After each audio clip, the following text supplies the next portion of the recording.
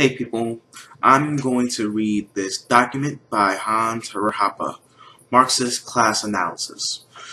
I'm also going to link several of his books and several Truediltom videos, including a lecture by Hans Hermann Hoppe views on Marx. I hope you enjoyed this, hope you learned something, and I hope you enjoyed my reading style.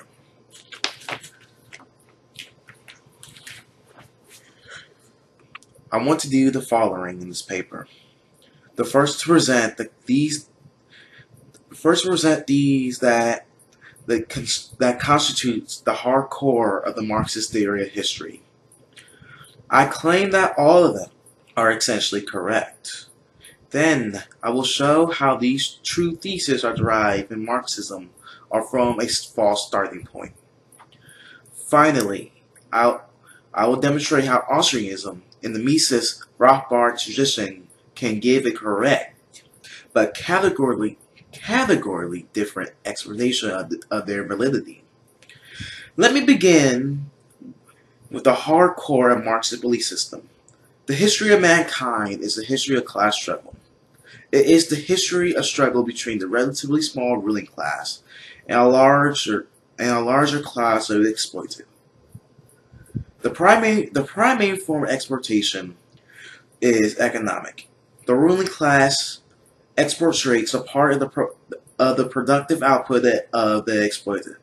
As the Marxist said, appropriates a social surplus product and use it for its own consumption purposes.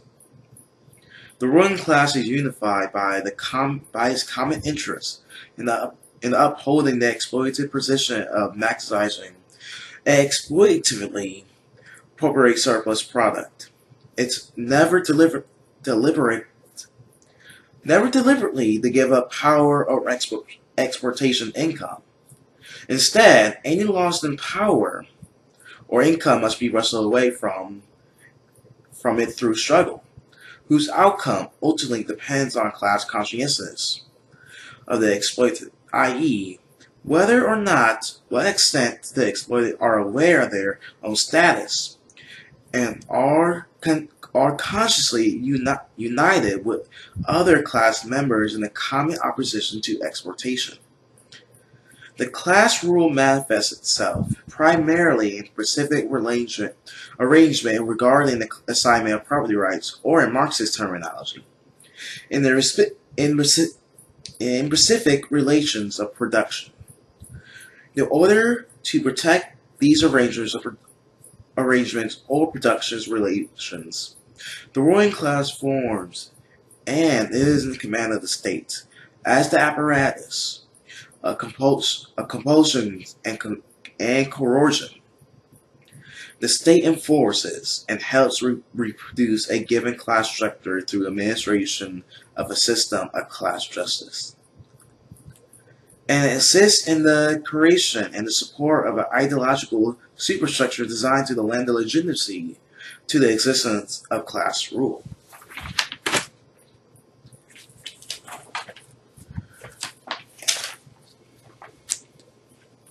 Internally, the process of competition within the ruling class generates a tendency towards an increasing concentration and centralization. A multipolar system of exportation is gradually supplanted by an oligarchic or a monopolistic one. Fewer and fewer exportation center remains in operation, and those that do are increasingly integrated into a hierarchical order. And externally, within the international system, the internal centralization process will, the more intensely, the more advanced it is, lead to imperialistic interstate wars and the territorial expansion of exploitative rule. Finally, the centralization and expansion of exploitative rule and gradually approaching the ultimate limit of world domination. Class rule will increasingly become more incompatible with the further development and improvement of the productive forces. Economic stagnation and crisis become more and more characteristic, and to create the objective conditions for the emergence of a revolutionary class consciousness of the exploited. The situation becomes ripe for the establishment of a classist corridity, the withering of the state, the replacement of government of men over men by administrations of things, and as a result, unheard economic prosperity. All of these theses are perfectly justifiable, as I will show. Unfortunately, however, it is Marxism which ascribes to all of them that has done more than any other ideological system to discredit their validity by deriving them from a patently absurd theory of exploitation. What is Marxist theory of exploitation? According to Marx, such a pre-capitalist social system as slavery and feudalism are characterized by exploitation. There is no quarrel with this. After all, the slave is not a free laborer, and he cannot use the gain from his being enslaved. Rather his enslavement reduces utility as the expense of the increase in wealth appropriated by the slave master. The interest of the slave and that of the slave owner is antagonistic. The same is true of the interest of the feudal lord who extracts land rent from a peasant who homesteaded land. The lord's gains are peasant losses. And it's also undisputed that slavery, as well as feudalism, hampered the development of productive forces. Neither slave nor serf would be as productive as he would be without slavery or serfdom.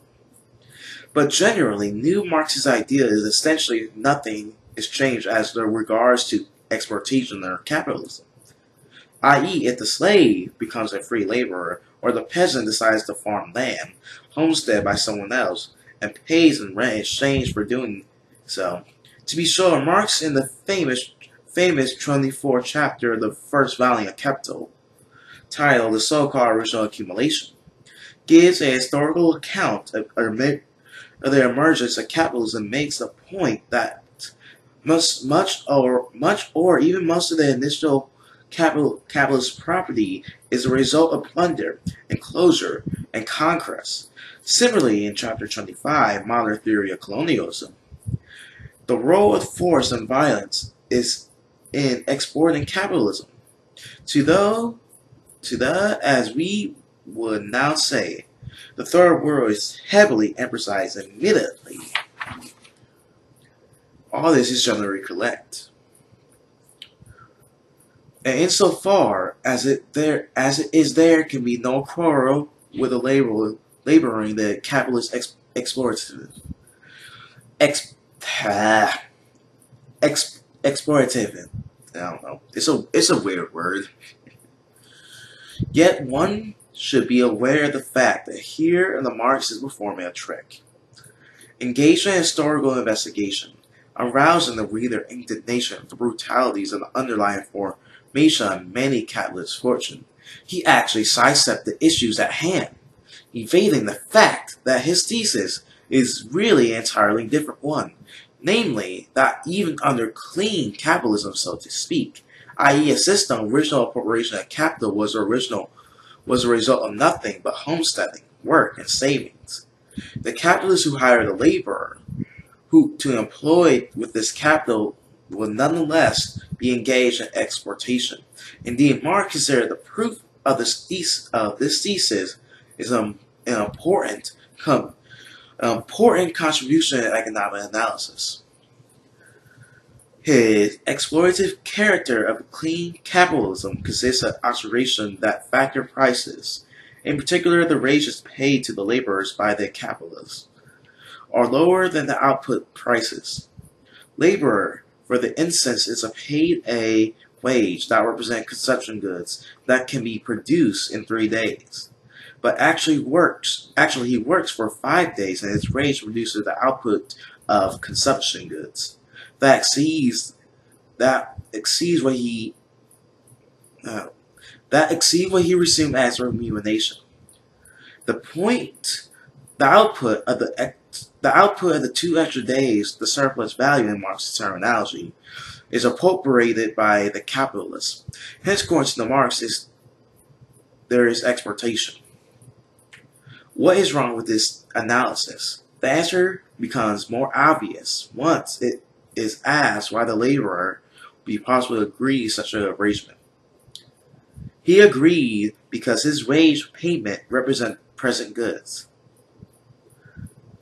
While his labor service represents only future goods. And he valued present goods more highly. After all, he could decide not to sell his labor services to the capitalist and then reap the full value of output himself. But this would imply that he would have to wait longer for any consumption goods to come available to him. In selling his labor services, he demonstrates that he prefers a smaller amount of consumption goods now over a possibly larger one at some future date. On the one other hand, why would the capitalist want to strike a deal with the laborer? Why would he want to advance present goods?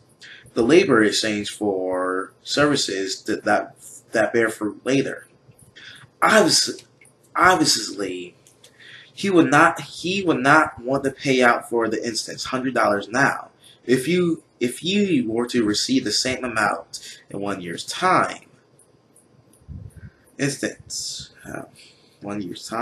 that case, why not simply hold onto it for 1 year and receives the extra benefit of actual command over it during the entire time?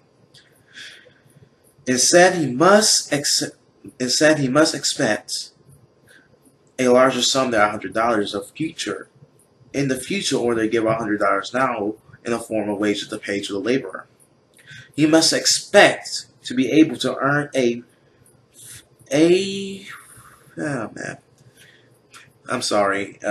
must expect to earn a informed wages to pay the laborer. He must expect to be able to earn a profit, or more correctly, an interest rate. And he is constrained by time preference, i.e. the fact that the actors invariably prefer later goods.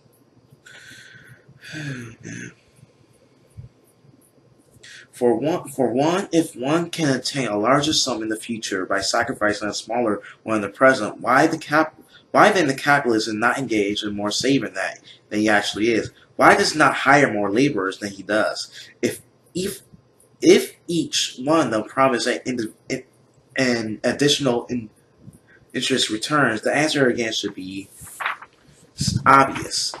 Because the capitalist is a consumer and cannot help being one.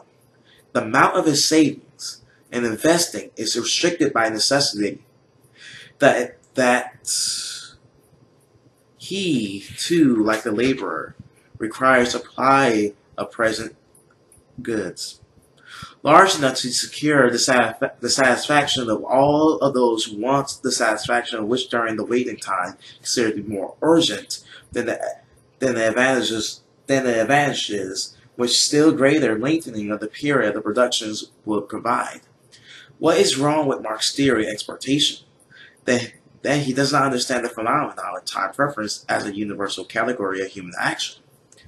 The laborer does not receive his full worth, has nothing to do with exploitation, but merely reflect the fact that it is impossible for a man to exchange future goods against the present one except at a discount.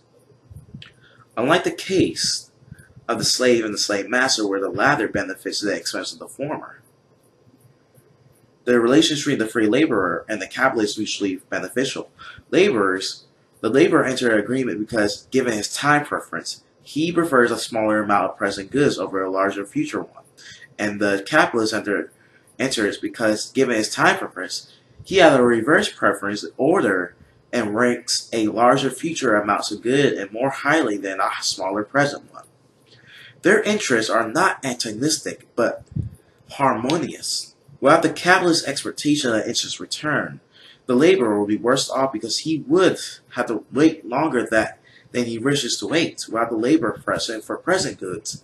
The capitalist would be worse off because he would have to resort to less roundabout, less efficient production methods than he desires to adopt. Nor the capitalist wage system to be regarded as an impediment to the further development of the forces of production, as Marx claims.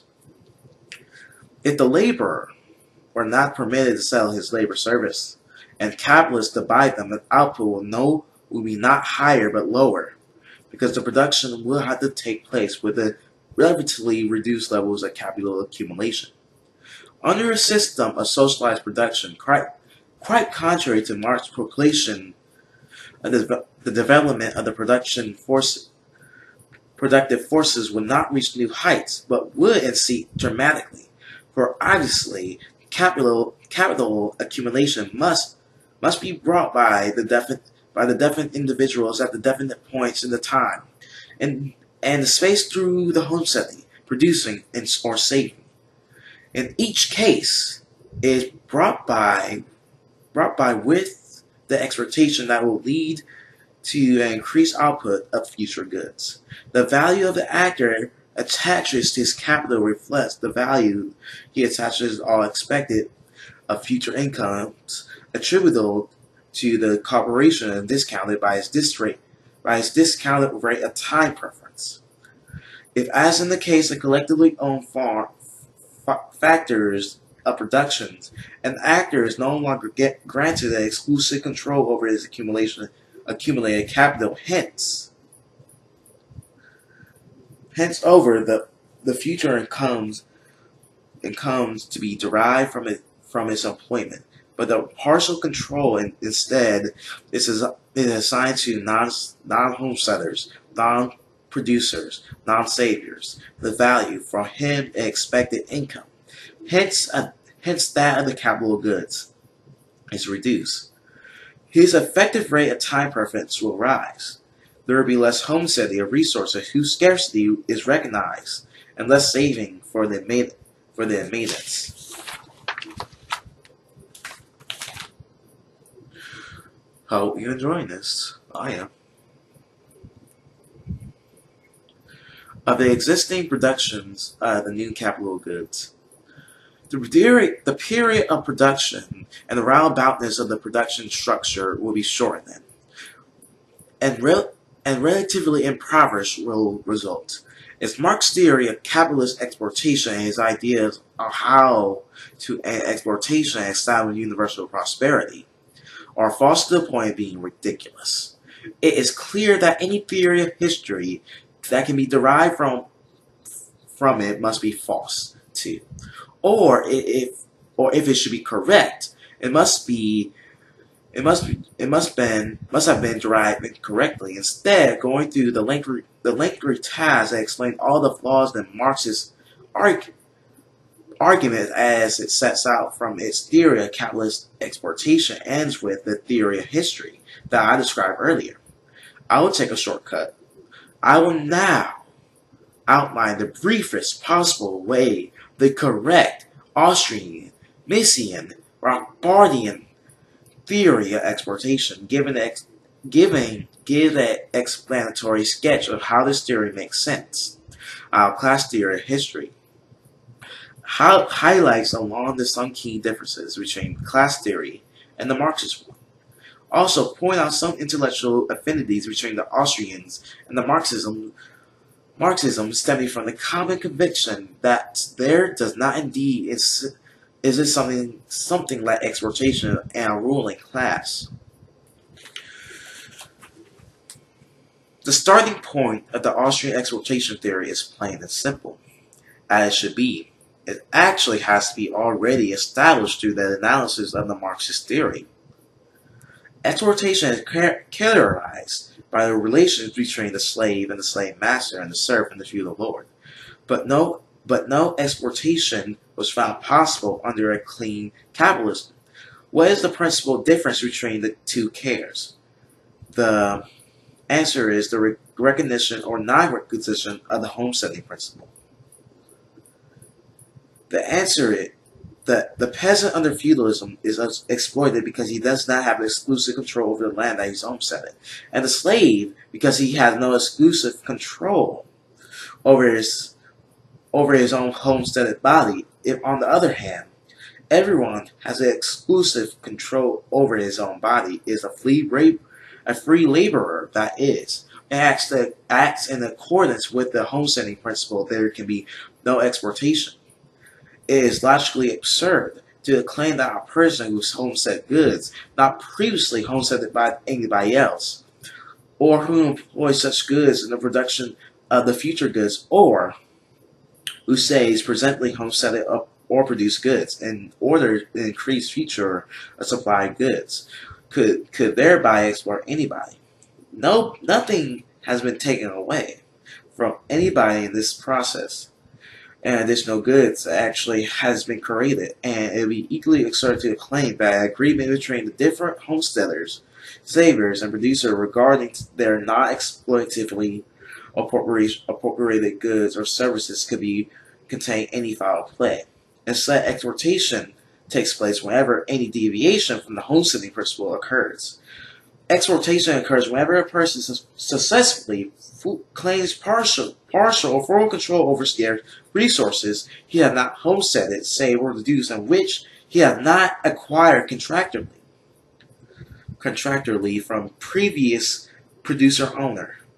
Exportation and exploration of the homesteader, producers, and the savers by the late coming non-homesteaders, non-producers, non-savers, and non-contractors. It is the exportation of people whose property claims are grounded in the work and contract by the people whose claims are derived from the thin air and who disregard others' work and contracts. Needless to say, exploitation thus defined is in fact an integral part of the human history. One can acquire and increase wealth either through homesteading, producing, saving, or contracting, or by exploiting homesteaders, producers, or savers, or contractors. There are no other ways but methods are natural to mankind. Alongside the homesteading, producing, and contracting, there always has been non-productive, non-contractual property acquisitions, and the course of economic development, just as producers and contractors can form firms, enterprises, and corporations, so the exploiter create a large-scale exportation enterprises, government, and states. The ruling class, which may again internally stratified, is initially composed of members of such an exportation firm. And with the ruling class established over a given territory, engaged in exploration of economic resources from a class of exploited producers, the center of all history indeed becomes a struggle between the exploiters and exploited. History, then correctly told, is essentially the history of the victories and defeats of the rulers in an attempt to maximize exportively appropriate income of the rule in their attempts to resist or reverse this tendency. It is an assessment of history that Austrians and Marxists agree, and why a notable intellectual affinity between Austrian and Marxist historical investigation exists. Both oppose the historiography that recognize only the actions or interaction economically and morally at par. Both oppose historiographically that instead of adopting such a value-neutral stand, thinks that's one arbitrarily induced subjective value. Oh, man, subjective value judgment to have to provide the foil for one historical narrative. Rather, history must be terms of freedom and exportation, parasitism, economic impoverishment, private property, and its destruction. Otherwise, is told falsely. While productive enterprises comes or go because of voluntary support or its absence, a ruling class never comes to be the power because the demand for it nor advocate when the application is demonstrated demanded. One cannot say by any stretch of the imagination that the homesteaders, producers, savers, contractors have demanded their own exploration. Man. Expropriation. Excessive. That's such a weird word. Yeah, man. Okay. Expropriation. There must be coerced into accepting it, and this proves conclusively that exploiting the firm is not a demand at all. Nor can one say that a ruling class can be brought down by abstaining from the transactions within the same way as in the one can bring down a productive enterprise. For the ruling class requires its income through non-productive and non-contractual transactions, thus unaffected by boycotts. Rather, what makes the rise of exploitation firms possible, and what alone can bringing it down, is a specific state of public opinion or Marxist terminology. A specific state of class consciousness. An exploiter creates a victims, and victims are potential enemy. It is possible that this resistance can be lastingly broken by force. For example, in the case of a group of men exploiting another group of men is roughly the same size. However, the more force is needed to expand the exploitation over a population many times its own size. For this happens, a firm also have a public support. Majority of the population must accept the exploitative actions as legitimate. This acceptance can range from active enthusiasm to passive resignation, but it must be acceptance in the sense that a majority must have given up the idea of actively or passively restating any attempt to enforce non-productive and the non-contractor property acquisitions. Okay.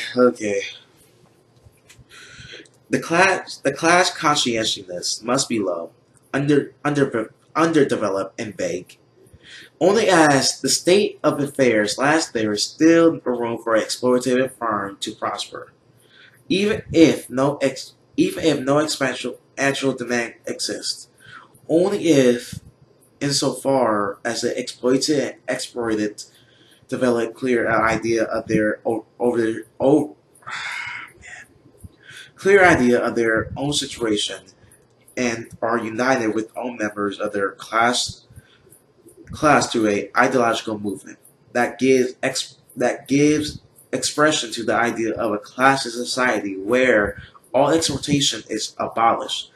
Can the power of the ruling class can be broken only if, insofar as the majority exploited public becomes consciously integrated into such a movement. Coordinately displays a common outrage over non-productive or non-contractual properties acquisition shows a common contempt for everyone who engaged in such acts and deliberately contributes nothing to help them make successful, not to mention actively trying to obstruct them can its power brought to crumble. The gradual abolition of feudal and absolute rule and the rise of increasingly capitalist societies in Western Europe and the United States accompanied by the unheard economic growth and increasing population was the result of the growing class consciousness among the exploited, who are ideologically molded through the doctrines of natural rights and liberalism. In this, the Austrians and Marxists agree. They disagree, however, as to whether a reversal of this liberalization process and steadily increase the level of exploitation in these societies since the last third of the 19th century, particularly the pronouncement since the First World War I, are the result of the loss of class consciousness. In fact, in the Austrian view, Marxism must accept much of the blame for this development by misdirecting attention from the correct exploitation models of the homesteader, producer, the saver, contractor, versus the non-homesteader, producer, to contractor to a fallacious model of the wage earner versus the capitalist. Let's muddy things up. The establish the stat the establish the I say this word often, but I don't know why I can't say this. The establishment of a ruling class over an exploited of 1 million times its size by coercion and the manipulation of public opinion, i.e., a low degree of class consciousness among the exploited, find its most basic institutional expression in the creation of the system of public law superimposed on private law. The ruling class set itself apart and protects its position as the ruling class by adopting a constitution form for their firm's operation. On the other hand, by formalizing the internal operations with the state apparatus, as well as relations with the exploited population, a constitution creates some degree of legal state ability. The more familiar and popular private law notions are incorporated into the constitutional public law. More favorably disposed with all the public to the assistance of the state. On the other hand, any constitution and public law also formalize the immune status of the ruling class as regards the homesteading principle. It is formalizing the right of the state's representatives to engage in non-productive, non-contractual property acquisition and the ultimate subordination of the private to public law.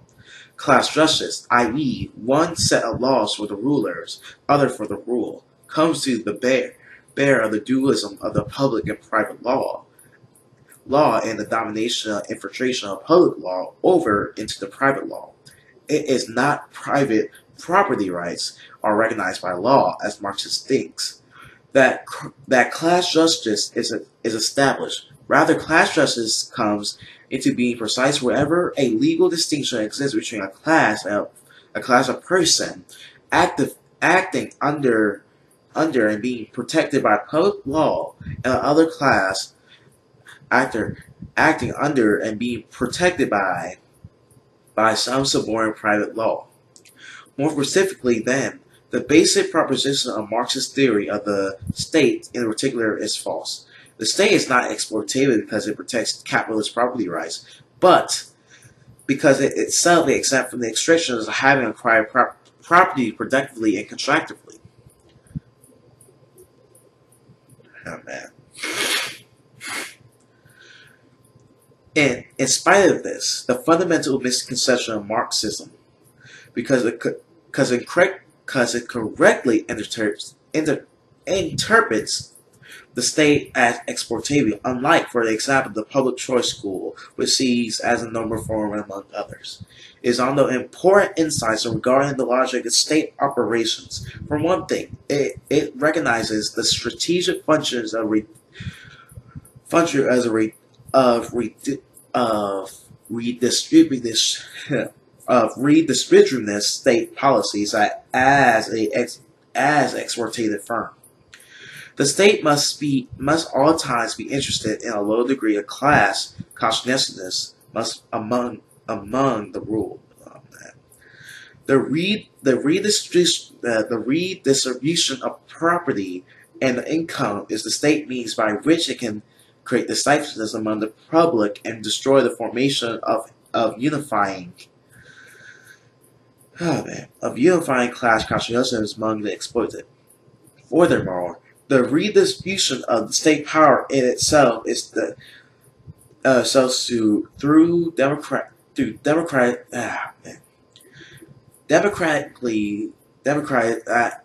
he's not using a real word actually.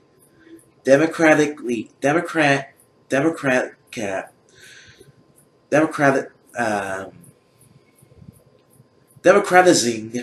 the state constitution and opening up every ruling position to granting everyone. The right to participate in the determination of the state personnel and policies actually means for reducing their resistance against exploitation, such as, secondly, the state is indeed, as the Marxists see it, the great center of ideological propaganda and mystification. Exploitation is really freedom. Taxes are really voluntary. Contribution and non-contractual relations are really conceptually contractual ones. No one is ruled by anyone, but all rules ourselves. Without the state, neither the law nor security would exist, and the poor would perish. Man, jeez. I kind of give me a moment. I lost where I was at. Without the poor will perish, etc. All of this is a part of ideological superstructure designed to legitimize an underlying basis of economic exploitation. And finally, the Marxists are also correct in noticing the close association between the state and the business, especially the banking elite. Even though the explanation is for its faulty, the reason why not the bourgeois establishment supports the state as a guarantor,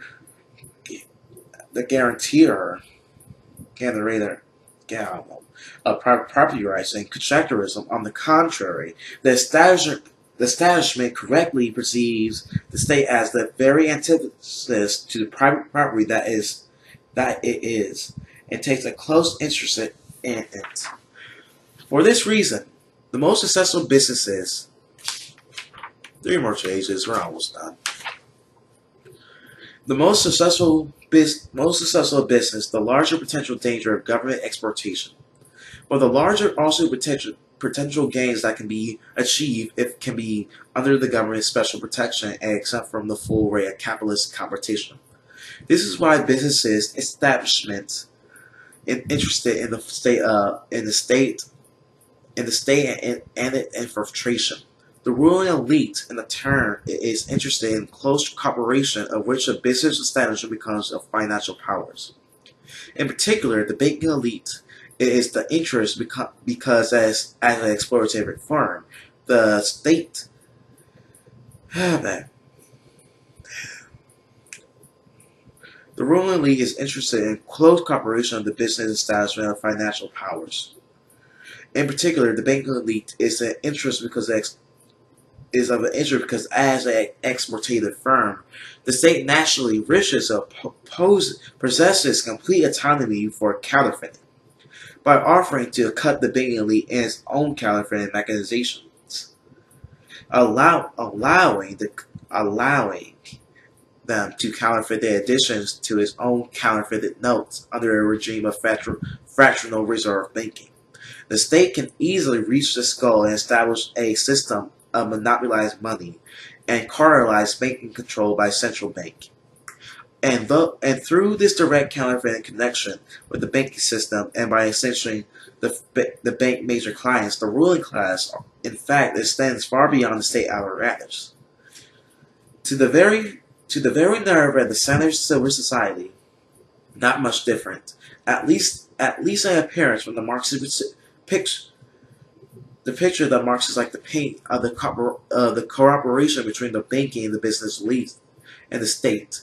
Competition within the ruling class and among the different ruling class is a tendency towards increasing concentration. The Marxism is right in this. However, it's a faulty theory of exploitation against to locate the cause or the tendency in the wrong place.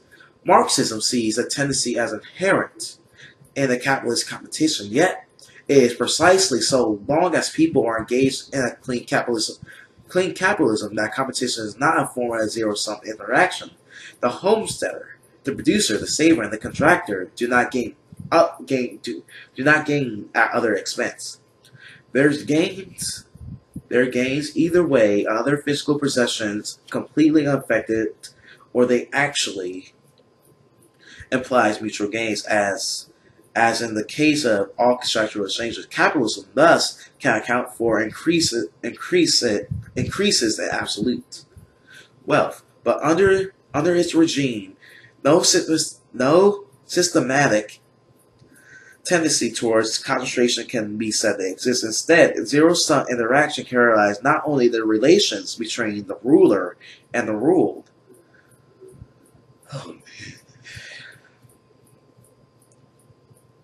ruler and the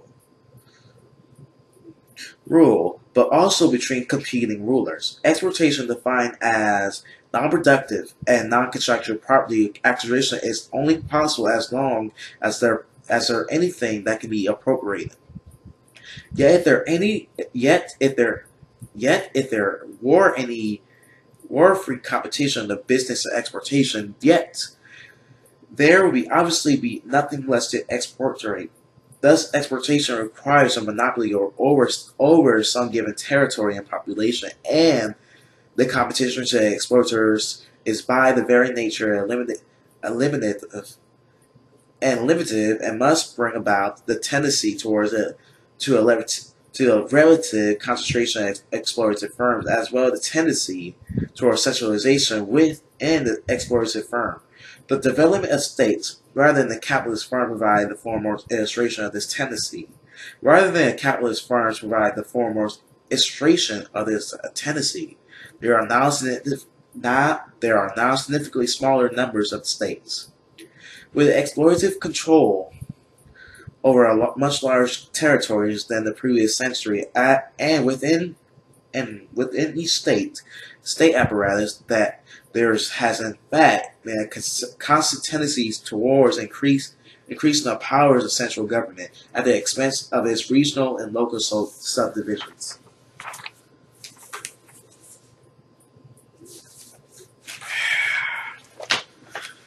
I give this another 15 to 17 minutes tops, so I hope you're enjoying this, and if you don't like my reading, you can read this. I will link the PDF file from the Mises Institutes, as always. Yet the outside of the state apparatus is a tendency towards a relatively concentration has also becomes apparent for the same reason, not as should be clear by now because of any trait inherent in capitalism. Because the ruling class has expanded rule into civil society through the creation of the state banking system alliance, in particular the establishment of the system of central banking. If a concentration of centralization of state power then takes place, it is only natural that this can be accompanied by the parallel process of the relatively concentrations of colonization of banking and industry. Along with the increased state powers that associated with the banking and business establishment power eliminate putting economic competitors at a disadvantage by the means of non-productive and non-constructive exploration increases and business concentrations is a reflection of statization of economic life. The primary means of expansion of state power and elimination of rival exploitation centers is war and military domination. Interstate competition implies a tendency towards war and imperialism. As standard of exportation, their interests must be by nature antagonistic. Moreover, each of them, internally in command of the instrument of taxation and absolute counterfeiting powers, it's possible for the ruling class to let other pay for their wars. Naturally, it's not if one does not have to pay for one risky venture on oneself, but can force the others to do so. One tends a greater risk taker and more trigger happy than the one might otherwise be. Marxism, contrary to much of the so-called bourgeois social services, that gets facts right. There is indeed a tendency towards imperialism in the operative history. In the foremost imperialist powers are indeed the most advanced capitalist nations. Yet the explanation once again is faulty. It's the state as the institution exempt from the capitalist rules of property acquisition that is by nature aggressive. And the historical evidence of the class correlation between the capitalism and imperialism steadily contradict this. It finds explanation easily enough. In fact, in order to come out successfully from the interstate wars, a state must be commanded sufficient or relatively economic resources. Other things being equal, the state with more ample resources. Oh man, this is getting rather interesting.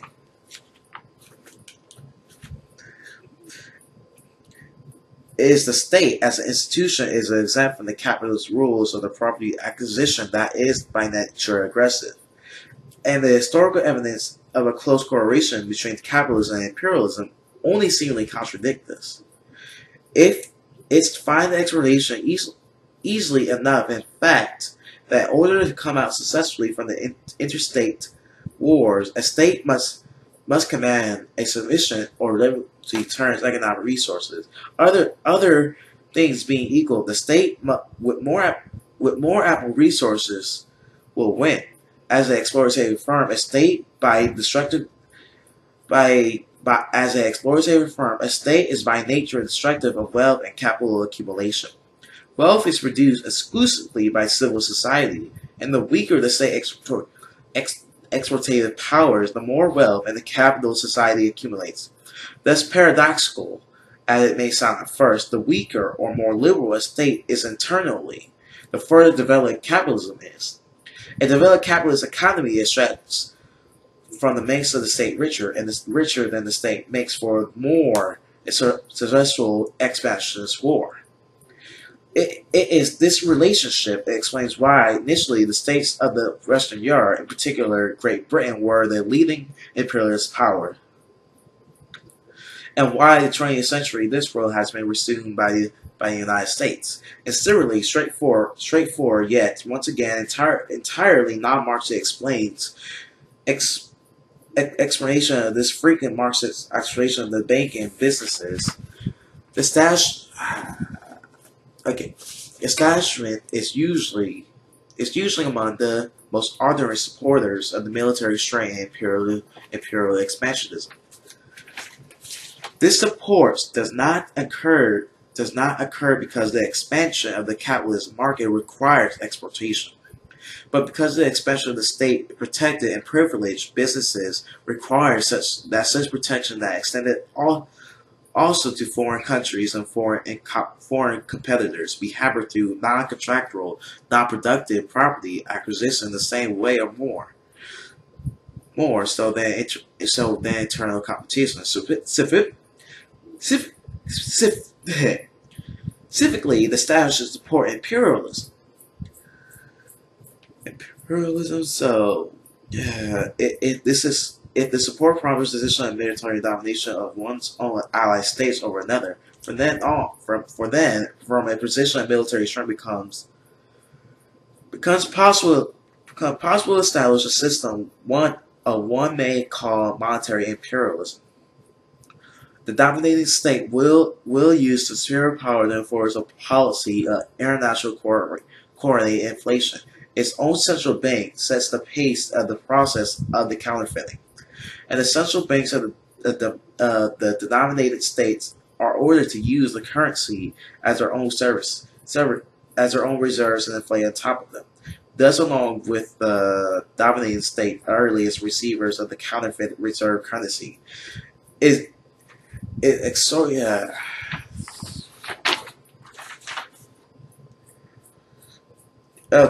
Okay.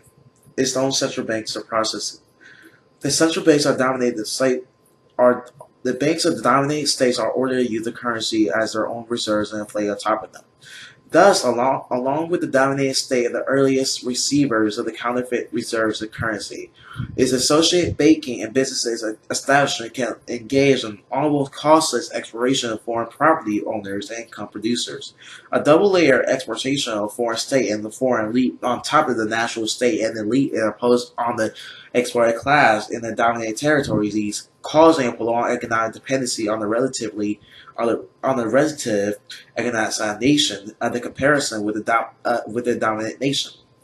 It is very uncapitalist situation that they characterize the status of the United States and the U.S. dollar that gives the rise to the correct accusation concerning the economic exploitation of the dollar and imperialism.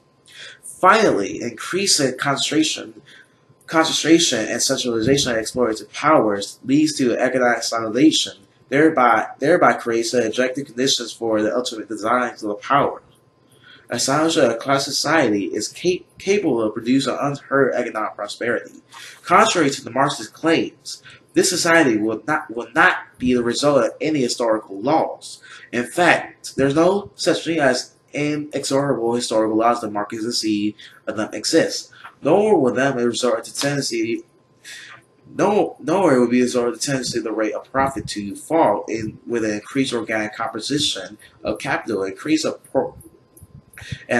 proportional constant variable capital that is, as Marx thought. As just as the labor theory of values falls beyond repair, so the law of the tendency of profit to rate the fall, which is based on it. The source of the value, the interest on profit, is not exclusively the expenditure of labor, but much more general, acting. The employment of scarce means the pursuit of goals by the agents who are constrained by time purposes and uncertainty, imperfect knowledge.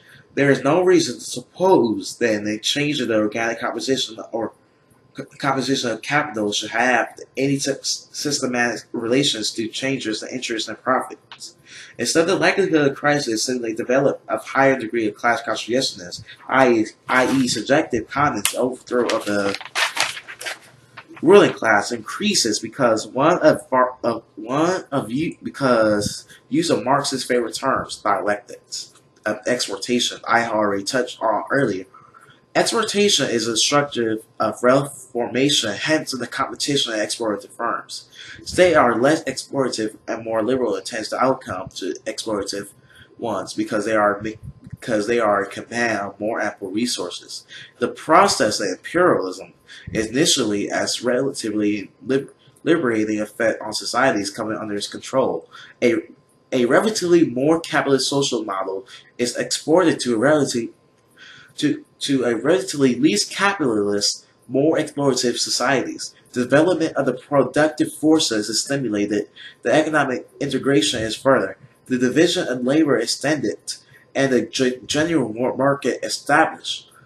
Population figures go up in response to expectation about the economic future rise at unprecedented heights. With the exploitative domination take a hold of interstate competition, reduce, even eliminated in a process of imperialist expansionism. However, the external constraints of the dominating state power of the internal exportation and exploration is gradually disappear. Internal exportation, taxation, and regulation again increase closer to the ruling class to its ultimate goal of world domination. Economic stagnation sets in, and the worldwide high expectation becomes frustrated. And this high expectations are economic reality increasingly falling behind expectation and the classical situation of emergence of revolutionary potential. A desperate need for ideological solution, emerging crisis arises, along with more widespread recognition of the fact that the state rule, taxation, and regulation, far from offering such a solution, actually constitutes the very problem must be overcome. If the situation of the economic stagnation crisis and ideological disillusion, a positive solution is offered in a form of systematic, comprehensive libertarian philosophy coupled with its economic counterpart, Austrian economics, and if this ideology is propagated by an activist movement, then the process of igniting the revolutionary potential to activism becomes overwhelmingly positive and promising. Anti-statist pressure will amount to bring about irresistible tendency towards dismantling the power of the ruling class. The state is the instrument of exportation. It is so far this occurs, however, it means the contrary to the Marxist model of social ownership as a means of production. In fact, the social ownership is not economically inefficient, as well as already been explained by, but incompatible with the idea of the state is withering away. For it means the productions are owned collectively and realistically assumes that not everyone ideas how to exploit these these means of production to coincide in precisely socially owned factors of production and requires continuous state actions. Institutions are coercive, imposing one person's will. Instead of ordering the state, with the end of the exportation and beginning of new liberty on her economic prosperity, the means that assigns are pure private capital. Society is regulated by nothing but private law. Okay. Oh, come on. It's 55 minutes again. I hope you enjoyed this. I will link to several Truediltom's video explaining how Herman Hoppe works, and also will link a description. Also link in the description box that a lecture that Herman Hoppe is about Marx. I hope you enjoyed this read, and please leave a like, comment, and subscribe. And see you in the next episode.